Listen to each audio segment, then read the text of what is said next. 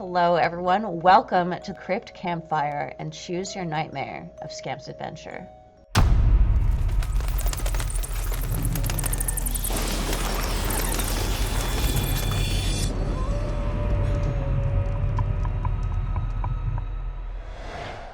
This Choose Your Nightmare series features our lovable monster, Scamp, and we want you to help us decide who Scamp is, why'd they come here, who might they eat next, and every blood-curdling scream in between. We have a very special guest this week to partake in CRYPT CAMPFIRE, Stephen Martin, the legend who directed the wonderful Dead Hearts film you can watch on CRYPT TV. But before we get to Stephen, I want to give a quick recap on last week and what lies ahead on this week's Choose Your Nightmare. So, last week, we honed in on character relationships and backstories, so we have a better idea of who they really are. Rodrigo may be an opportunist who will sell his new cuddly friend the first chance he gets to score a quick fix of cash. What a douchebag move. But what if he's doing it because his top priority is trying to be a stable provider for the love of his life and much more? So, this week, we're going to chat about Dead Hearts with Stephen, and how we can learn from him about mining the most out of what at times seems simple on the surface, but very complex underneath. We'll detail all our initial results for the Scamp Madlib, and see what insane alternative storylines we can come up with for Scamp as he treks to Vegas with his new family. Stephen, thank you for joining us. Let's get into the meat. Question for you, what inspired Dead Hearts? I'm just curious, from your perspective. I was living in Vancouver, Canada, working on a TV show called Supernatural, and I just finished a Crazy 8, and a Crazy 8 in Vancouver is you get all your equipment, and they give you a crew, and they give you 48 hours to do a film. So I made a film in 48 hours, and it was nuts. I wanted to write something that had gore, horror, and then kung fu, animation, and sort of like a children's book feel. So I put all those requirements on it, and I'm like, okay, now I got to write something with those things. And then I just smashed it all together into that short. That's amazing. Wow. Wait, was the short for the first contest, was that a horror as well? Yeah, that was a horror film as well. It was completely Nice. silent. That one was completely silent, so it had no dialogue and no narration, no nothing. Completely silent. It was called Dead Friends. Dead Friends. Mm-hmm. Is that online? Yeah. That is also on CRYPT. Yeah. Oh, Dead Friends is Yeah, too? I think Chris found that one as well, yeah. Nice. So I really enjoyed this seeming for the film, that simplicity of how the story unfolded, while also keeping us on edge as to what surprising twist came next. So I guess it's like the pacing of it just really is does such a great job of drawing you in, which I always feel like really good thriller horror type content does. Is you got to build the tension, right? You got to suck us in, and then you kind of do something crazy, gory, whatever it is. Is that how you conceived it, or what was the kind of inspiration for that kind of style? Because it was very stylized in a very cool way. For references, I wanted to be like a storybook kind of feel just from the opening. So for references, we used it wasn't Harold and Maude. I wish it was, but no Harold and Maude. I'm sorry. I don't think I'd seen it at the time when we were making it, but Pushing Daisies. I really liked Pushing Daisies. Oh yeah. Yeah, so the narrative feel of Pushing Daisies, and just how those episodes went out was really cool. And then the opening shot where he's laying on the bed, that's me copying La Samurai, where he's lying and then and then obviously Shaw Brothers Kung Fu for all the kung fu stuff. Believe it or not, it's so cool. They were all friends of mine from a little dojo called Richmond Martial Arts in Vancouver. And they all went on. They were all stunt actors in Vancouver. It's such a small little community there. And now they were the guy who plays Lola, like old Lola, he doubled for Arrow, so that entire team was now CW stunt crew guys, which is crazy. Wow, that's good. That's nuts. So yeah, all the references. We have this like beautiful old house, and it's basically just stuff that I love. And we kept one of the constraints of filming. We only had that one location we had one room in this house. So one of the reasons why it's so static is because we built 4 sets to go 4 different ways. So if you look straight, that's Milton's bedroom. When the camera turns left, it's the hallway. When the camera's behind, it is the mortuary, blah, blah, blah, blah room. So literally, we can't move the camera. Because when we move the camera, it's another set. So like, I love it. Well, it's so good. It's like I always love using Bob Ross as a reference of like happy accidents. Like you kind of put with constraints that you're like, it doesn't matter that splotch went there. We're gonna turn that into a beautiful tree, and it's all gonna work, baby. Like, and I love, but that's what you did, but it actually like it makes it feel so like just authentic and true and just interesting from a like, I don't know. So I loved it. Ryan, any questions you had? I think you were gonna jump in. Yeah, well, I was gonna say too, because the mortuary like locations look so good. It's a really fantastic job. Then I'm just like keeping it very contained within this little one room, I guess. Just one little window. So the art direction was done. Tony Devani was the art director, and during the time, American Mary was like the indie darling in horror, and that was done by the Soska sisters at the time. Yeah. So like I looked up, and they're from Vancouver, so I looked up who was doing who did their art direction. I'm like, you up for this? Like for like 3 or 4 days, and we went and got a drink, and he's like, fuck it, I'll do it on American Mary. And they're like, oh, Tony Devani, okay, cool. So then I emailed Tony Devani and I sent him a script. That's great. That's great. So Tony's been doing movies for like 30, 40 years, and he read it and he's like, yeah, shit, I'll do it. And he's like, well, what's my budget? And he's like, that little? Oh, fuck. So yeah.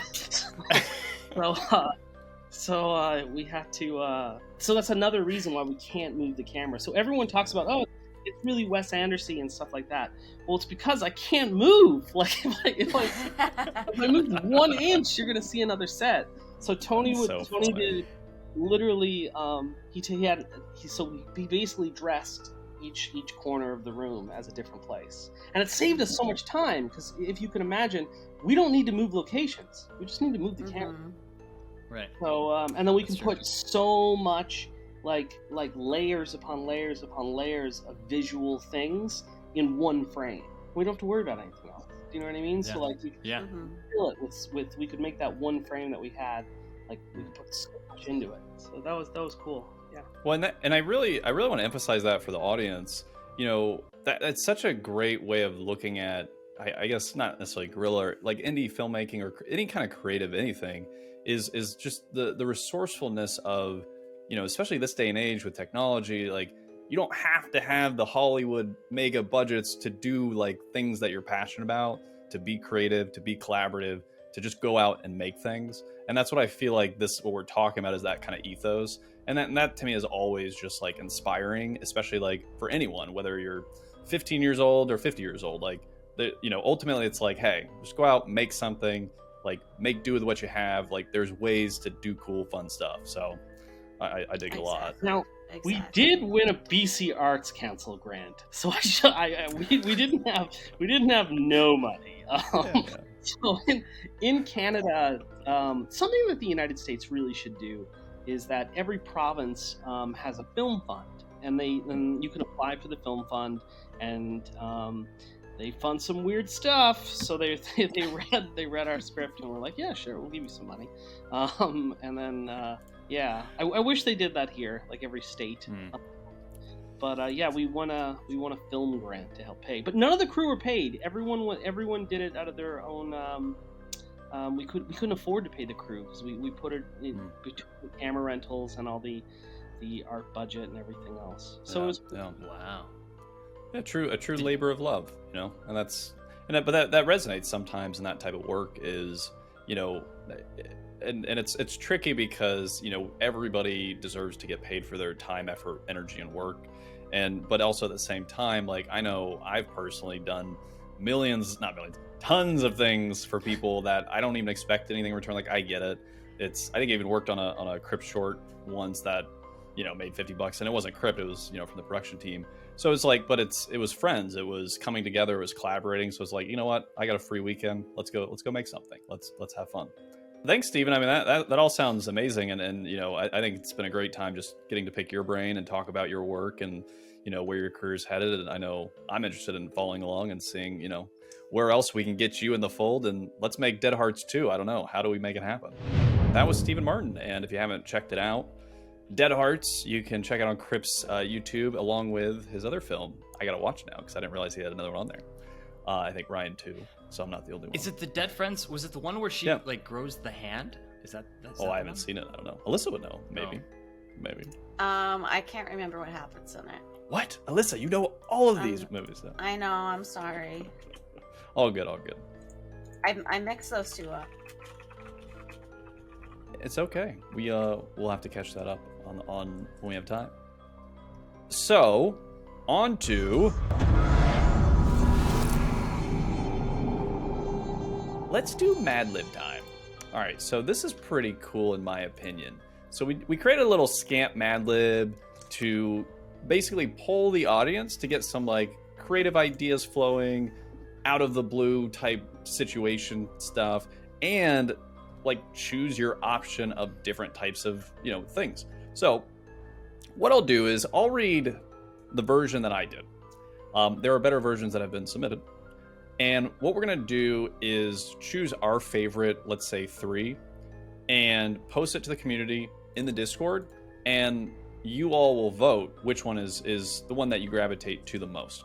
The winner, we're going to give a surprise prize. So just keep that on your radar. You can still submit if you haven't submitted. Check the Discord.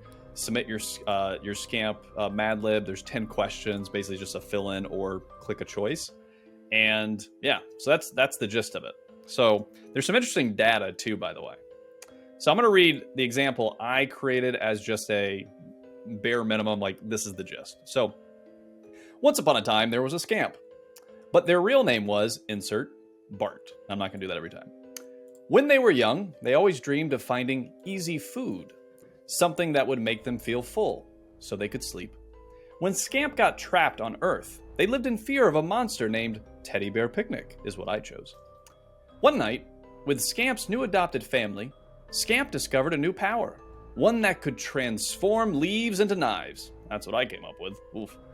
It was unlike anything they'd ever had before. They felt insanely powerful. Scamp even used their new power on an old oven, and it shredded to pieces. Obviously, I came up with that. Oof. Terrible. When the monster chasing him showed up, Scamp had to make a choice. Summon Mama Scamp to help him, or use his newly discovered power and fight back alone. Scamp chose to summon Mama. Scamp was ready to take on the monster and save himself and Candy. Once the fight was over, Scamp had to choose to leave their family once and for all. It was for their own good. So, some of those were pretty obvious what I made up. Other of those you may not know. So if you felt your version, you will know. So I want to give some data points that I thought were pretty interesting. So we have two 100% choices. And I want to ask Ryan and Alyssa which they think they chose. So the number 8 question was, or Mad Lib, was when the monster chasing him showed up, Scamp had to make a choice. Summon Mama Scamp to help him, or use his newly discovered power. Scamp chose to do one of these. What do you think everyone chose? 100% of the answers so far chose the same answer. So this is an example of the community said, screw that, I want this, right? With definitive, like, there's no argument. Nobody wanted the other one. What do you think? What do you think everyone chose? Oh, Scamp's new power? powers for sure. Yeah, powers. Powers? Powers? Is that your final answer? Oh, 100%. You are correct. Everybody, nobody wanted to summon Mama. I was the only one. I'm upset. So yeah, everyone, I guess wanted to, use newly discovered powers. So, hey. Yeah, man. That's what happened. And so another 100%er. Assuming these numbers are right, I'm going to have to double check this after here because a little me is a little skeptical that wait a second, not one person did this. All right, so Scamp was ready to take on the monster and save. Pick between Candy, Rodrigo, or the whole family. What do you think everyone chose? The whole family. The whole family, yeah. Man, you guys are too good. That's exactly what they chose. So yeah, Woo! with 100%. I mean, again, assuming this, I'm really skeptical now because I'm almost like, wait a second. But the last question is a different percentage. So I'll do the inverse. I'll ask you what percentage you think chose what. Once the fight was over, Scamp had to choose to leave or keep their family once and for all, and it was for their own good. So obviously if he's leaving, he thinks, I gotta leave because I'm a danger, because cops are coming, they're gonna get me. If he stays, it's because I gotta protect them because I love them, whatever. What do you think the percentages were compared to leave and keep Scamp? I'm gonna gonna say say 75% said keep Scamp. Dang, I was gonna say 70%. Pretty good. Keep. So keep Scamp around essentially with the family together. Yeah. Okay. It was split 50-50. Right down the middle. That's why, 100, 50, man. I don't know. Something's getting off. I gotta double check this. I'm so skeptical now. I gotta check the back end. But Bots, so man. far, Bots. that's what it says. So, yeah. And so some interesting ones, real quick. So we had one of the Mad Lib questions was, what was Scamp's real name? These were some of the options, by the way. So mine was Bart, which is a terrible choice. Do not ever choose that. These were some of people's suggestions, and tell me what you guys like. Phoebe. So I like the idea of a gender, and I'm not saying Phoebe is a gender neutral name, but those types of names I think are fine. I can't even say this. Drokesh. That's a super interesting name. Gabriel. Mavrika. Koi. That's interesting. I can't even say that. Groring. And if I'm butchering the name you submitted, I apologize. Quibbit. Big Woo, pronounced Big. Oh, Big Wee, and Rascal. Is there any that stick out that I rattled off that you probably don't remember? Phoebe. 100% Phoebe. Like, whoever came up with Phoebe's a genius. I love that. Yeah. What was the Grr one? Grr. What is it? All right. It's GGRAW, IARG. So it's like Grarriarg, which is kind of actually like that one. Yeah, I because like that one. because like it's that one? because remember Scamp, we don't understand Scamp, so it's like his language. Exactly. That's his language. That's smart. Yeah. Whereas I feel like just something about Phoebe would be like his when he showed up on Earth, kind of like how he got his name Scamp. Like someone's like, I call you Phoebe. But I think that's what's great about it, because it's like he traveled across, whatever, the galaxies, the universe. He's from outer space. His name is Phoebe. Her name is Phoebe. I don't care. I think it's brilliant. It's like, and then everyone's like, oh, wait, Phoebe? Oh. Well, you know what might be ironic, or even like not necessarily more interesting, but just like interesting, is what if his Scamp's name is I'm Grararg, and when Mama Scamp shows up, if we go that route, like her name's Phoebe. Wait, it's like, wait, what? How did you name your what? That could be cool. And so you can kind of get the best of both worlds. I don't know. Yeah. All right, so that's pretty interesting. So let's do the powers one, and then we'll move on. One night with Scamp's new adopted family, Scamp discovered a new power, one that could do what? Okay, these were the options: summon radioactive spiders. That's pretty interesting. Turn them into a stronger, monstrous version of themselves. That's kind of in line with our whole like Scamp eating, getting bigger, maybe type thing. Control minds. create a mini scamp. That is interesting. So he can spawn little scamps. Control the emotions of humans through music. That's interesting. How, like, scamp, he steps in the Vegas casino and like Frank Sinatra plays, and all of a sudden all the degenerates like turn, and like scamp realizes he's got like power over them. I don't know. They can like, they like feel him now or something. I have no idea, but it seems interesting. When Scamp eats an animal or object, he temporarily gains attributes of that animal or object. That's interesting. That's interesting. That's interesting. Well, did he eat like an electric, what's the flying bug when he gets the electricity? Well, he got it from the lightning phone. bug? No, never mind. He got it from the taser, right? Isn't that where he got his Taser, yeah. Sorry. Imaginary, he uses it for his dream. Not sure what that means. Temporarily turn a human into an itty-bitty baby scamp. That's interesting. Like, and then the other one is heal. So he can heal himself, like a Wolverine maybe type thing. Any of those, like, what sticks out from that list? Like, is there something that you're like, oh, that's really, well, that's, or just cool, crazy, just maybe that would work, or I don't know. Because we like this idea, right, of giving Scamp maybe another power that we haven't discovered yet. Yeah, and I like the one you said about him consuming something and kind of taking its power. Yeah. In my head, it's like I think of Scamp as like something that's like, you know, he's very motivated by eating and consuming stuff, right? And so for me, it's like if he has any other powers, I feel like that would sort of come from that. Whether it's like he burps and he opens up a portal to another world, or, you know, something stupid like that. But like that just like seems in line with like what he does already. You know what I mean? I like that. So when Scamp eats an animal or object, he temporarily gains attributes. Yeah. What's that? It's almost like the, what is that? There's content I've seen before that there's something that happens similarly. I can't think of what it is on top of my head. But yeah, that's interesting. I don't know why, I like this idea of like a mini Scamp, or like he turns people into scamps. Like, I don't know, like I just like the version of events where scamps are just like popping out of everywhere.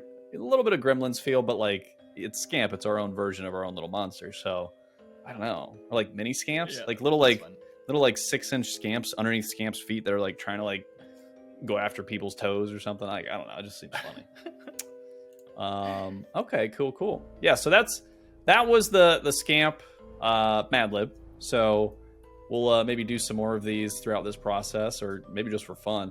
I don't know. I thought this was pretty entertaining to read people's responses and, you know, fuel the ideas and just get more creative and collaborative. So thank you for everybody who submitted. And again, if you want to submit, feel free. The link's still going to be up for another week or two, probably until we release this episode on YouTube. So feel free to submit. We'll review them all, regardless if it misses the submission for the giveaway. Is there somewhere people can go to see other people's answers? Are those being posted? Well, so not yet. So okay. What I think we're going to do first is we'll pick our favorites and we'll put up to a community vote for the quote-unquote winner. And then what we can do is put them all out in the Discord for everyone to read everyone's responses. Gotcha. As I think that would be easiest, just because if we're getting 10, 20, 50 submissions, we don't want to say, hey guys, let's go read 50 essays and like judge them. Might be a lot for asking the community at this point. Some things to update. Like I said, the MIRO board is live. You can check it out in the Discord.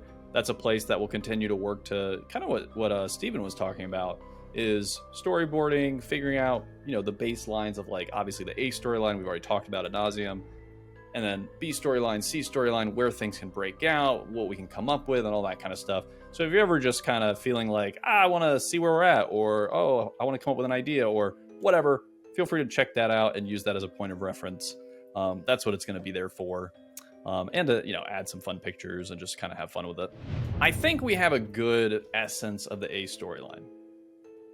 I want to muddy it up a little bit into our alt narratives. So I was watching back an episode, and I remember when Ryan was talking about, I think it was Ryan, was talking about, oh, what if these dudes from LA come and take Scamp, and then like vampires show up, and like it's crazy land, right?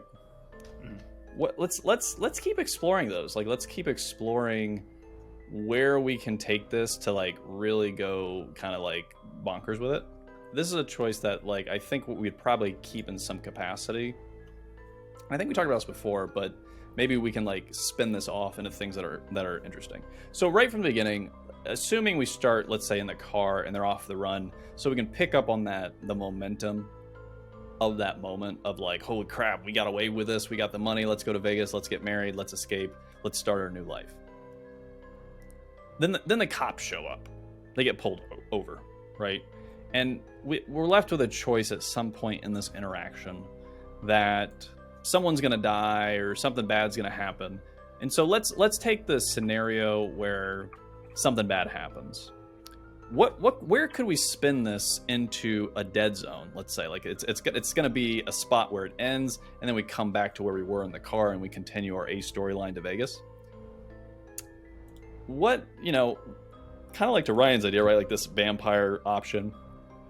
Right from the bat, is there something where like we explore one of these things we've talked about Scamp before, like he becomes supersized the more he eats, and he's just going on a rampage, and he takes out revenge like right there, and then like boom, it was all a dream. We come right back to the A storyline, right? So we like push the genre of like extreme gore, Scamp on a rampage, revenge, because that's kind of where things are going to head at the end. So it might be fun to set it up as like, when Scamp feels betrayed, which is kind of where we're going, right? This is what can happen. So we're giving the audience the ability to kind of like look into the future with a kind of like a what do you call it? It escapes me. A flash forward type situation. That's not what I'm looking for. But is there something that, I don't know, like what would be interesting to see Scamp or the couple or all of them? We give the audience a choice, and based on that choice, they're going to experience a new version of events. Like, and maybe only like a scene or two. But what if they die? Like, what if it's an emotional situation? Like, what if Scamp's like, his family gets taken out by the SWAT team, Scamp eats all the SWAT, and then he's like, and then it's like a dramatic moment with Scamp by himself crying, and he's like, he gets on like Candy's phone, and he's looking at pictures of them, and it's like really emotional, but then we add humor to it, and he like hits the Google chat button, and then we hear what he really thinks about them, because he's like, and it says, hi Scamp, this is what you said in English. And then we're like, oh, wait, what? And so, like, you have the drama, you have the gore, and then you bring it back to humor, and they're like, oh, that was all a dream. We come back to reality. Something like that. I'm totally making this up, by the way. Like, this is kind of the point. So, any I don't know, anything kind of hitting top of the head, wouldn't it be interesting? And again, it can be in left field. Because is it dead end stuff?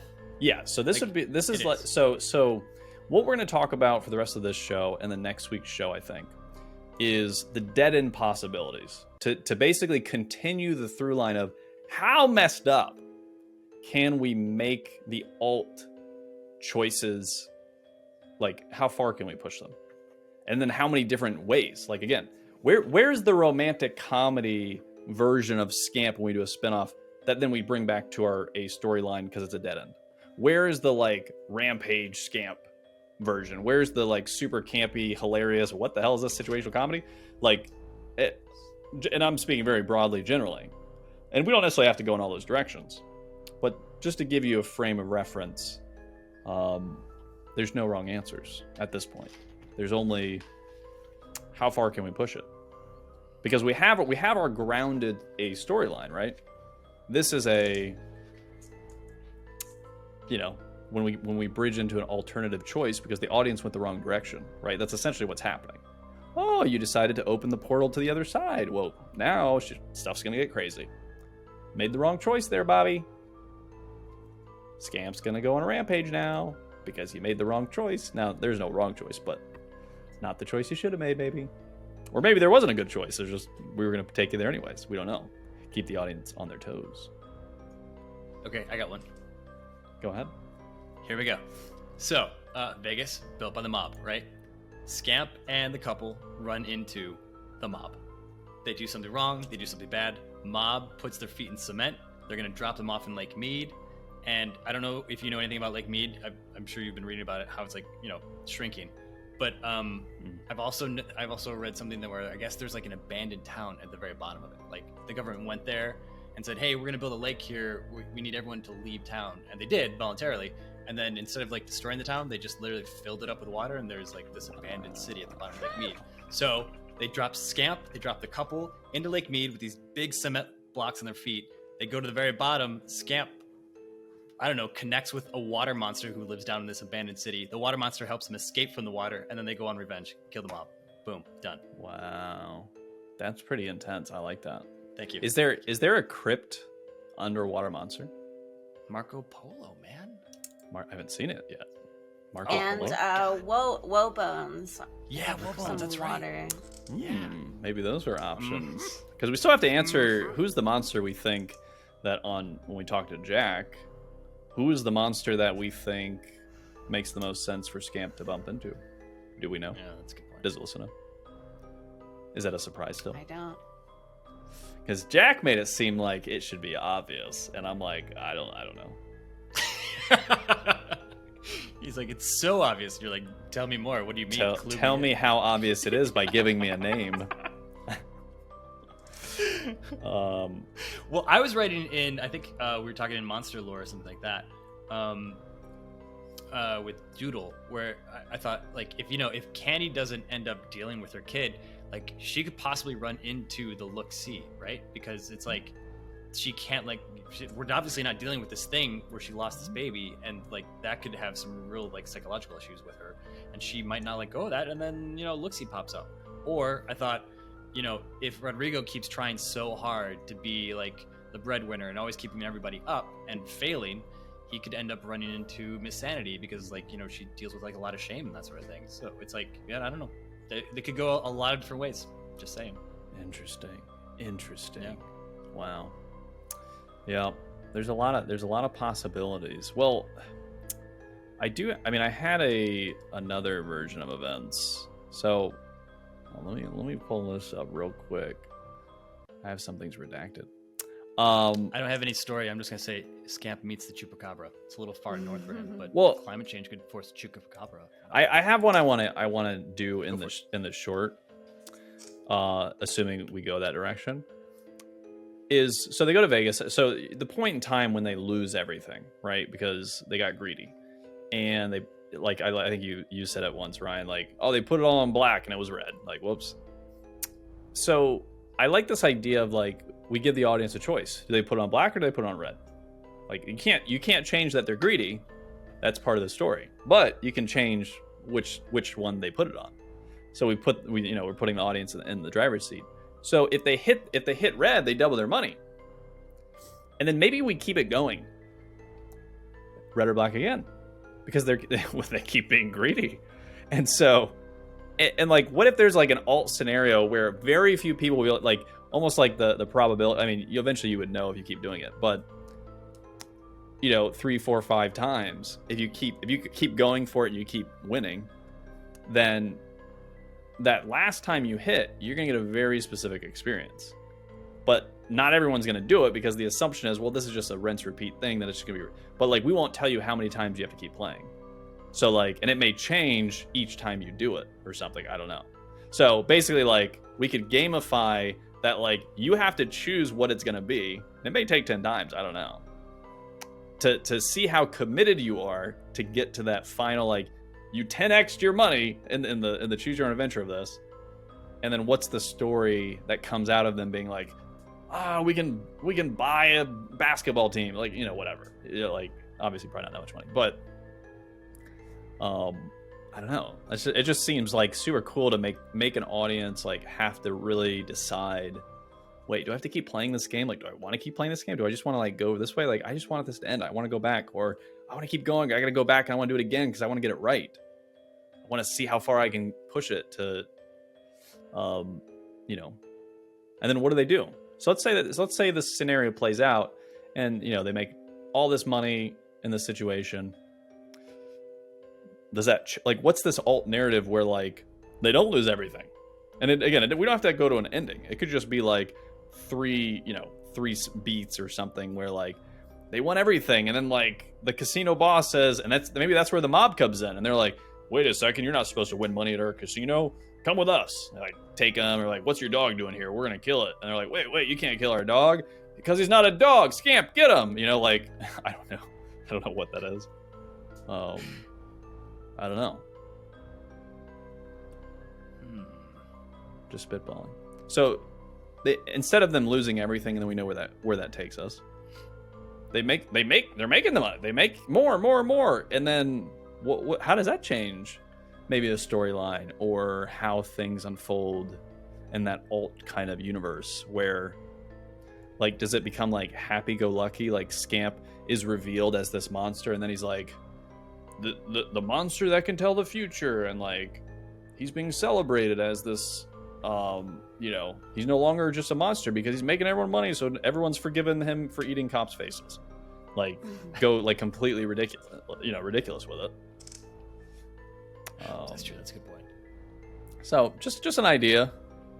And so one thing I think we can finish on, if we don't have anything else at the moment, is what, and we've kind of talked about it, but like the one thing I'm struggling with, like coming up with, is Grandma, whoever she is, what's her secret? Like and does she hold the key to the secret to unlocking Scamp's additional superpower?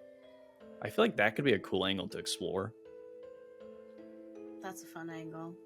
Right? Like, Especially, like, is it food like we talked about before? Is it, does she, is it, yeah, go ahead.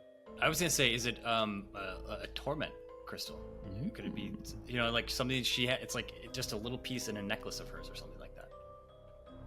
Interesting. Well, my question for Alyssa might be: Is there a central force entity that controls the fragments behind the scenes? Like, is there a God, a all-powerful being that's connecting the monster world to a degree? It's never been established, so it's entirely possible. What if, whether if in a version of events based on your choices, Grandma is that? So she's unassuming, obviously, but in our version, or a version of Choose Your Nightmare, Grandma's a mystical creature that unites all monsters, and she's trying to summon Scamp back to back to where she needs him to do her bidding, but Scamp won't go because you made the choice he's going to stay and protect his family, and so she's got to bring a different monster to come play along. And maybe that's how we get the other monster to come join Scamp in the story at some point. Is Grandma's the key, and maybe that's why we don't know it at the time, but maybe that's why Scamp and Grandma have a deep connection, is we assume it's similar to Rodrigo, but really it's because he smells that she's different. She's got the goods. She opens portals to other dimensions and other monster worlds or something. I don't know. That's not a bad idea. Just food for thought. Yeah. But yeah.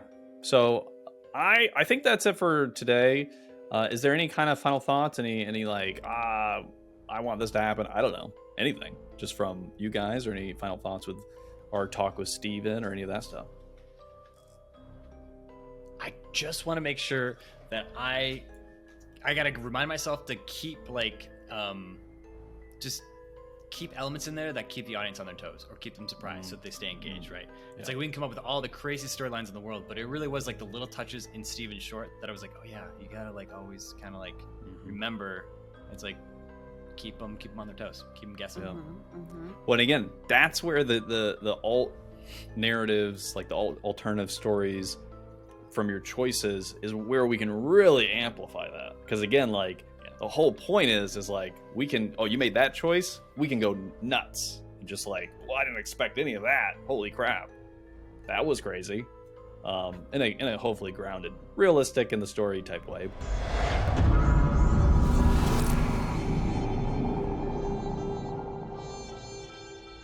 And now for our choose your nightmare question of the week. All right, so God. it actually is perfect because we had Steven on with Dead Hearts. In the spirit of Dead Hearts, Someone's gonna die. what, maybe, what would you choose to do? All right. Your loved one needs a heart transplant or they will die. You are the perfect match. You have a 100% probability everything will go right if you give them your heart. Right? So if you do it today... Fine. if you End it. Just go. Hold on. Do whatever you have to do. Hold on. I'm just calling it. Hold on. Pack it in. That's option A. Option B is... there's a 50% chance they don't make it if you wait to find another match this week. So... Yeah, no. We're just going to do it. Hold on. So this is where... Hold on. And I get it. But hold on. There's 100% probability of success if you do it today, but it goes down 5% each day you wait to try to wait for someone else. So you're dead if you give them your heart, obviously. But if you gamble, you see what's going to happen. Your percentage is going to go down the longer you wait for another option. But you only have a 50% chance if you wait too long that you're going to find a match. So it's a sacrificial. Okay, no, I'm sticking with my original choice. We're just going to do it. I'm Yeah. packing it in. I'm done. I'm good. Done? Okay, like, I would give him my heart too. So, question. whatever we got to do. Who are we talking about? Like, it doesn't have to be like a name. Like, is it like my loved one, my If kid? it's like my mom or my dad or like anyone that I like, yes, Yeah. it's My kids for sure. take my Yeah. heart, okay? Yeah. Just So- go, just Take my Hold on. All right. Let me challenge back a little bit. What if? All right. So what if? So 100% success. I'm choosing death. Yes. Sorry, I understand that. So 100% success. Yes. Now, what if the second option goes up? What if we're talking like 75% chance that you're gonna find the right match this week? Like, do you risk it? Do you like let your odds go down the other way of, each day you wait, it goes down 5%, so 95%, 90%, 85% that it's going to work. So your odds are basically going like I will this. wait to the 75% mark. Okay. I still would go ahead. Because I just I feel like You don't want to risk it? I don't want to risk it. Yeah, most of the time when it's like if it's like go, then I go because it's like usually if I hold off, something screws up. It's hard because I'm a probability, like I like probability a lot. And if I'd have to like really study the math for a minute and be like, okay, I think it's like almost like, is it not that you want to risk it, but is it like worth the risk? Because like if you Okay, if the train is coming from Cincinnati at 85 miles per hour and you have a 75% chance of your heart going into space. Not easy. At what time will your heart Well, burn up I in will the say atmosphere? though, I agree with Ryan that like if it's my kid, it's like it's hard because it's like it's not even a choice. You just have to go. Yeah, just do whatever you have to save their life, like right now. But I give up. I'm done. No? Okay? Okay. If you think you have a shot, do it. Okay. Yeah. Just Well, but hold on, Right? Alyssa. They're the loved one you give your heart to, like they're gonna miss you, right? You're okay with it? Like, well, they need a heart. Well, that's their problem. That's not mine. but they may not want it. What if they're like, what if mom or dad's Oh like, my God. no. No, Zach, you can't add that they're gonna fight with me. They take true. it and I die, and then Yeah, I okay, get to be that's true. done. And night night. I like on Alyssa's gravestone. It's just gonna say night night someday. Night night. Straight to the point. Yeah. Yeah. Okay. Oh man, that's awesome. But yeah, that was inspired by Dead Hearts. So thank you, Stephen Martin. Alyssa's ready to just give it all up and say, "Take my heart." Out of love. Go with God. Just go. Do Go the with God. thing. I'm done. Like, I had my chance. And our final words of wisdom were, "Night night." Night, night. I love it. Well, cool. Sounds good to me. Appreciate it, everybody. And we'll see you next week. Thank you, everyone, for joining us for another Crypt Campfire in a Choose Your Nightmare. And we'll be back same time next week on Discord. Catch you then.